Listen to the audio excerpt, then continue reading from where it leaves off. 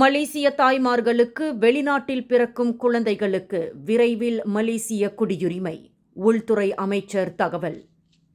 வெளிநாட்டு கணவர்களை மணந்து வெளிநாடுகளில் மலேசிய தாய்மார்களுக்கு பிறக்கும் குழந்தைகளுக்கு இயல்பாகவே மலேசிய குடியுரிமை வழங்குவதற்கான சட்ட திருத்தம் 2026ஆம் ஆண்டு மத்தியில் அமலுக்கு வரவுள்ளது. இதனால் வெளிநாடுகளில் திருமணம் செய்துள்ள மலேசிய பெண்கள் நிம்மதியடைந்துள்ளனர்.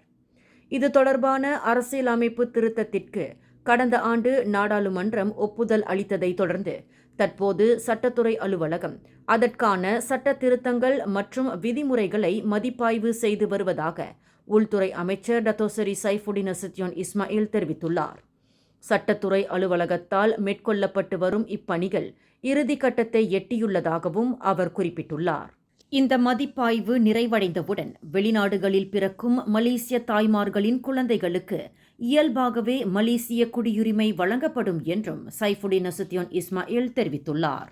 இதனிடையே புதிய பதிவு படிவங்கள் உருவாக்கம், கணினி அமைப்பில் புதுப்பிப்பு மற்றும் உலகளாவிய மலேசிய தூதரகங்களுக்கு தகவல் தெரிவித்தல் உள்ளிட்ட பணிகளும் தற்போது நடைபெற்று வருவதாக சைஃபுடின் நசுட்யோன் இஸ்மாயில் குறிப்பிட்டுள்ளார். மேலும் செய்திகளை தெரிந்து கொள்ள கீழே இருக்கும் பெல் பட்டனை அழுத்துங்கள்.